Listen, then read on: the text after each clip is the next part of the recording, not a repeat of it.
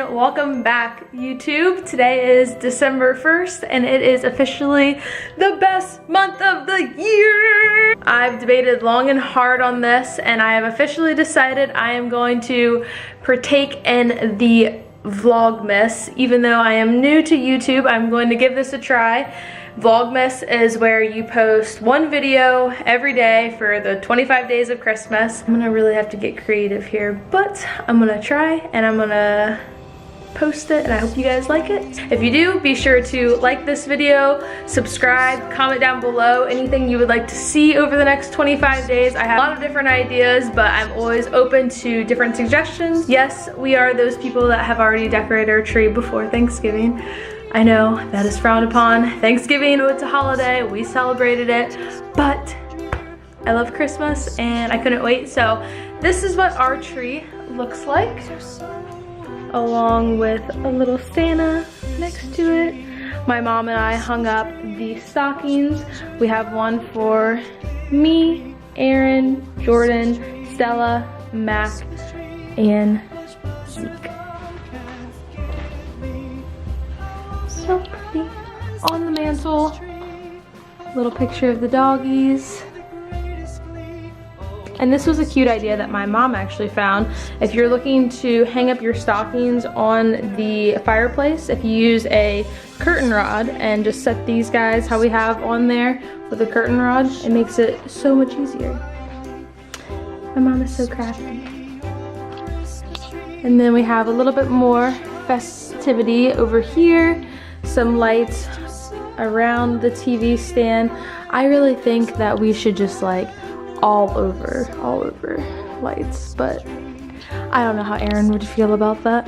I love Christmas. You can't tell me this isn't the coolest onesie. What are these called? Nightgowns? The coolest nightgown you've ever seen. Pockets.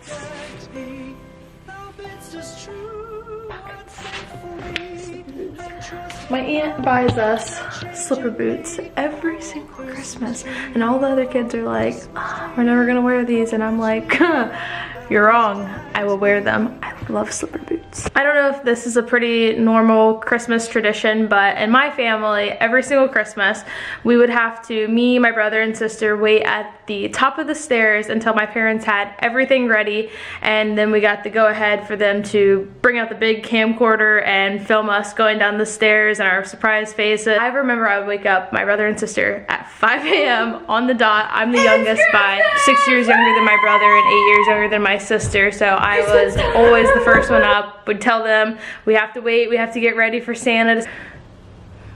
This child. All we did was just open presents that day. We would relax, spend time with family. We never got dressed up. We didn't really go to church on Christmas Day. It was all about just relaxing, playing video games, playing with all the new toys. So Christmas to me is a very, very special holiday, and I absolutely love this time of year. I love everybody, joy, the songs, all of it. This is my favorite season.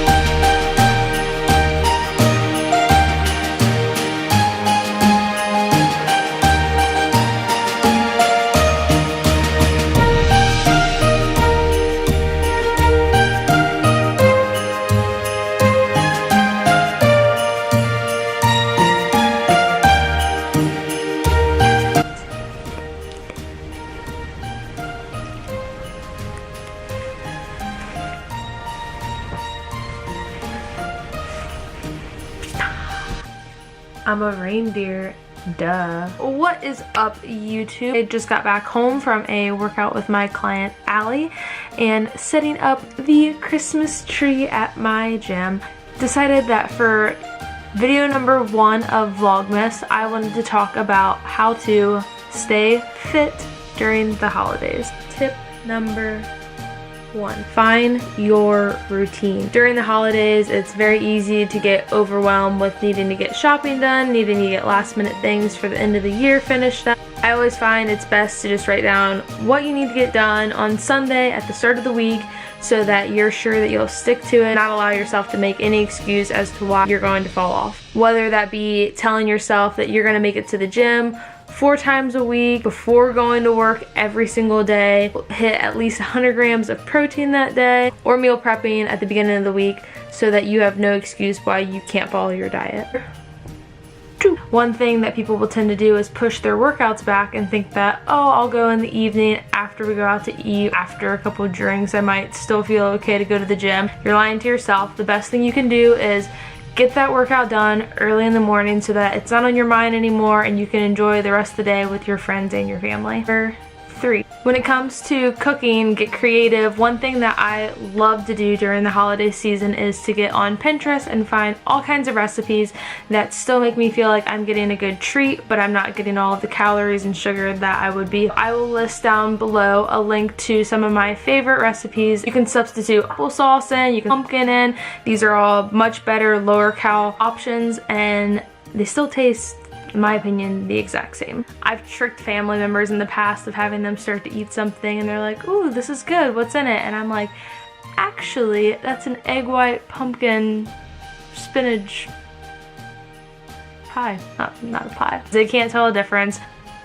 4, find a healthy balance with all of this. People feel as if they allow themselves a little bit of freedom, that they might just go ape shit and eat everything possible in sight, which isn't the case. Tell yourself that you're going to splurge a little bit at this one event, then that's fine. Allow yourself to live in that moment, don't stress the diet, and then once you get past it, move on, go back to your normal routine. Number 5, food is not the memory. Being with people is the memory. What you're gonna eat when you go to a party, going out, do you have to drink? Not necessarily. What it really comes down to is you're there for the people, you're there for your loved one. That's what the true memory is. I hope you guys enjoyed these 5 tips of how to stay fit during the holiday season. It helps you to stay on top of your routine, continue to meet your fitness goals. Just because it's the end of the year doesn't mean that push everything back until the start of 2018. You can still make it through December, and on track and not adding on extra fluff. My butt hurts so bad from yesterday's workout. If you want your glutes to feel like they are on fire, cannot sit down, the toilet hurts more than you know, keep on watching and I will share with you my favorite glute exercises with a voiceover. Alright, to get this leg day started, I always like to warm up with a nice glute activating exercise, something involving a lot of squeezing with higher volume to get my glutes activated and firing. By doing this, it'll make it so that when you begin your workout, your booty's ready to go and you're going to engage the muscles that you want to. Goal here is to come up and squeeze at the top. Moving on, another high volume, lightweight exercise. I like to do some pause squats. With this, you're just going to go as low as you can, set back into your hips, and give it about a 2-second rest at the bottom, standing up and squeezing your glutes in. Reverse lunges. I always like to get my blood moving during my warm-up, and this is a great way to be sure that you're staying loose. You're not going to pull a muscle if you're an old lady like myself. And we got some sumo squats. So the goal with these are to have your feet a little bit wider than your hips, and you will have your knees and your toes pointed out. So this is a pulse squat. When you set down, you will go down to a 90-degree angle, coming up just a little bit, about 45 degrees, and then back down all the way and up to squeeze in.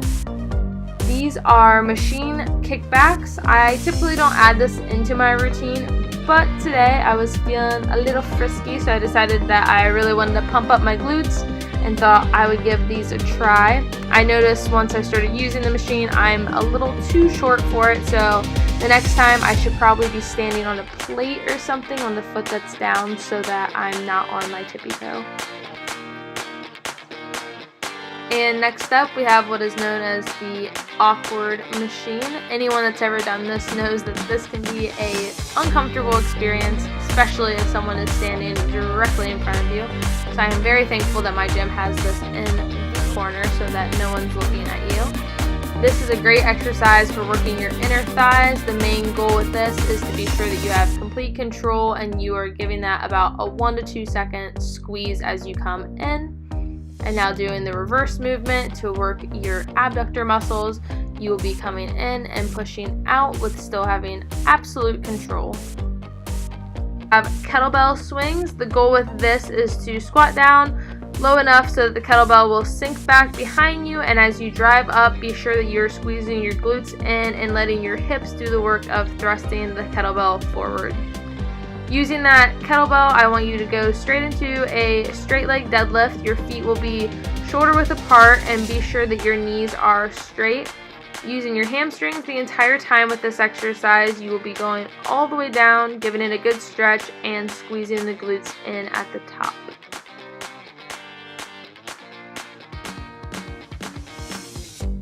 Next up are leg pushdowns on the assisted pull-up dip machine.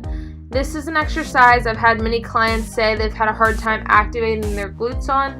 The key with this is to be sure that you're driving through or with your heel. As you get to the bottom, fully push it down to the ground and make your glutes squeeze in. When you come to the top, allow yourself to drive all the way up with your knee for full extension and then pressing all the way back down. And last but not least, my favorite, I am a hamstring type of gal, so the goal with this is to be sure you are slowly going into that movement and you're able to get a good squeeze at the top. If you're barely able to curl that weight, drop it down just a little bit and focus more on the squeeze and not how much weight you're actually moving.